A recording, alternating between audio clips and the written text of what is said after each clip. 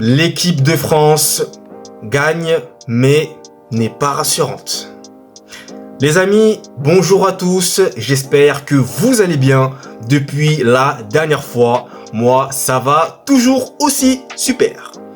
Avant de commencer cette vidéo, n'hésitez pas à liker, à commenter et surtout, vous connaissez déjà la chanson, je la répète à de moindres reprises, mais c'est important. N'hésitez surtout pas également à vous abonner à ma chaîne YouTube pour ne manquer aucune notification. Merci à vous du soutien que vous me procurez au quotidien. Ça me fait hyper plaisir. Un grand merci. Les amis, aujourd'hui, nous allons revenir sur la victoire de l'équipe de France lors d'un match amical contre le Chili sur le score de 3-2 au stade L'Orange Vélodrome à Marseille. Alors les amis, il y a pas mal de choses à dire, donc on va pas perdre de temps et on attaque directement. Première chose que j'aimerais souligner, je tiens à féliciter le Chili pour son excellent match. Oui, je tiens à les féliciter, puisque très honnêtement, ils nous ont mis en difficulté par leurs multiples attaques, leurs multiples offensives et surtout leurs multiples pénétrations dans la surface de réparation. Donc franchement, je les félicite entièrement. Alexis Sanchez qui continue toujours à tenir cette équipe-là malgré son âge énormissime. On sent vraiment le leadership à travers lui. Vargas aussi, très bon également. Et pas mal d'autres joueurs aussi qui ont vraiment prouvé qu'ils étaient très bons et qu'ils avaient leur place lors de ce match ici présent contre l'équipe de France. Donc les amis, un très grand bravo à cette équipe chilienne. Maintenant les amis, je vais attaquer l'équipe de France. Alors bien entendu, je ne vais pas m'acharner, vous m'avez bien compris. Mais les amis, moi je sais pas vous, je vous pose la question. Est-ce que ce match-là vous a rassuré? Parce que moi en tout cas, je vais vous dire mon avis très clairement. Ce match m'a rassuré à moitié. À moitié pourquoi? Pourquoi? Parce que déjà, bon, il y a la victoire qui va au bout. Première chose, on est parvenu à créer du danger, ce qui n'était pas trop le cas contre l'Allemagne. Donc, c'était plutôt ok, on va dire. Mais les amis, défensivement parlant, franchement, j'ai peur. Je flippe. Je flippe à mort. Moi, j'ai trouvé, très honnêtement, que les Chiliens arrivaient trop facilement à pénétrer dans une surface adverse, à combiner normal, comme si de rien n'était. Donc à tout moment, il pouvait se passer quelque chose sur la cage de Mac-Maignan. D'ailleurs, on peut le voir lors du premier but, qui était, on va dire un peu en dehors de la surface. Mais même cela, laisser le temps aux joueurs de frapper. Normalement, on devrait même mettre 3, 4, voire 5 sur lui. L'empêcher, mais voilà, il a eu l'opportunité de marquer ce premier but-là, qui nous a surpris d'ailleurs. Et moi, quand même, ça m'a quand même assez agacé de voir qu'on se fait toujours encaisser des buts dès les 10 premières minutes. Ça aussi, ça commence un peu à m'énerver. Mais bon. Sinon, belle réaction des Bleus par la suite, puisque Fofana va marquer sur une frappe qui a été légèrement déviée par un joueur chilien. Puis, les amis, je vais en venir au meilleur joueur pour moi de ce match-là, Randal Kolo Muani, qui a été fantastique dans les récupérations de ballon, dans les passes, dans les contrôles, et surtout, il était décisif. Randal Kolo Muani, je pense que c'est un de ses meilleurs matchs qu'il a délivré pour l'instant. Donc je suis très content de sa prestation, et il faut le dire quand c'est bon, Kolo Muani a été superbe. Franchement, l'un des meilleurs joueurs de ce match-là. Il n'y a que lui que j'ai retenu, qui a vraiment même fait des efforts défensifs, littéralement. Donc honnêtement, superbe match. Kylian Mbappé, un peu moins satisfait de sa prestation. Voilà, j'ai trouvé beaucoup de déchets techniques, encore une fois. Pas très adroit devant les buts. Des passes, des contrôles ratés. C'est pas son meilleur match à Mbappé. J'ai pas été très content de sa prestation, malheureusement. Mais il n'y a pas que lui, très clairement, les amis.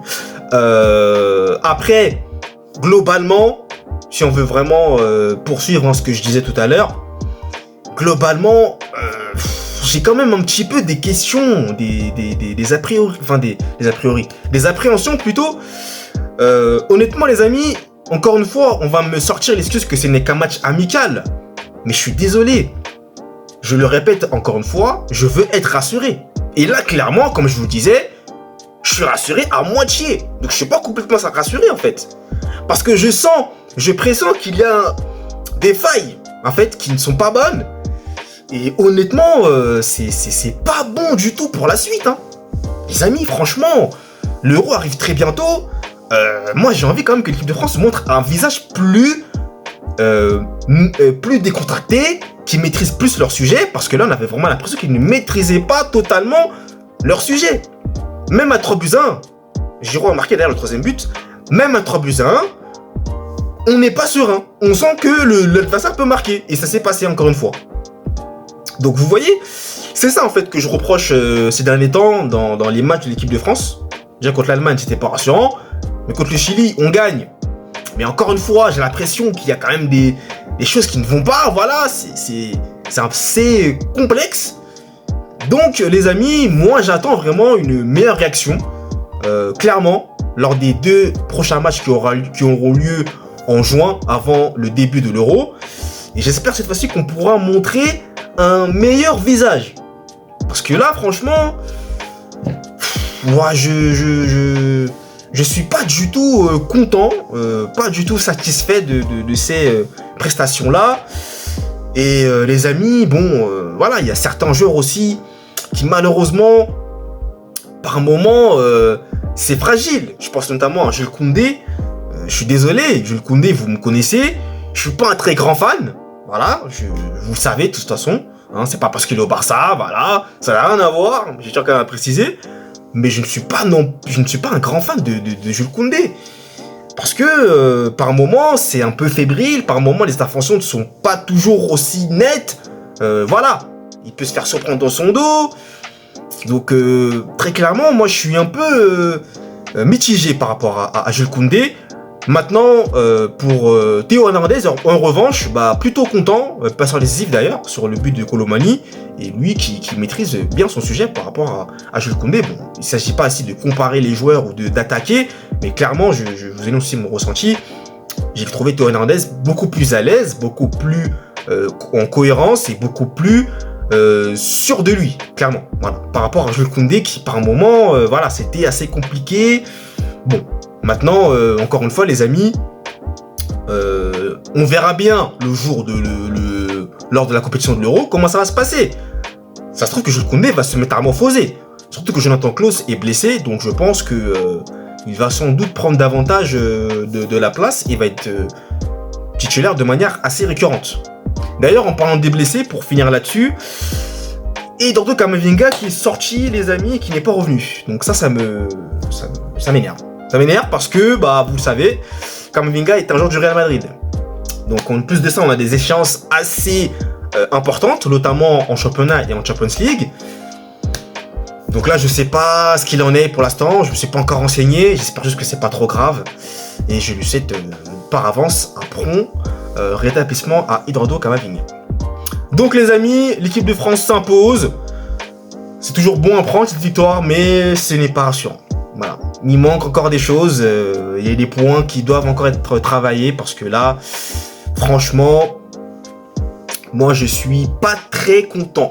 J'attends plus de cette équipe de France. Voilà, j'attends plus. Surtout qu'en plus, les amis, il y a une reconstruction quand même qui s'est faite, surtout en défense centrale, surtout au milieu de terrain. Au milieu de terrain, vous n'avez plus Pogba, Kanté. En défense, vous n'avez plus Varane, Umtiti. Vous voyez ce que je veux dire? Dans les buts, vous n'avez plus Lloris.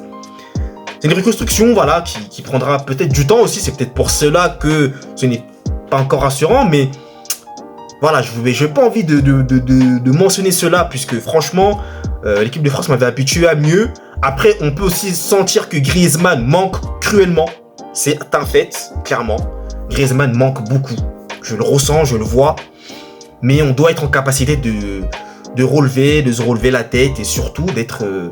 C'est l'équipe de France en fait, on est vice-champion du monde, donc on doit être davantage plus solide. Voilà. Donc les amis, je vais m'arrêter là, sinon le débrief ne va jamais se terminer. Donc merci à vous d'avoir suivi la vidéo en intégralité. Et nous, on se retrouve comme à mon habitude pour de prochaines vidéos. Allez, peace!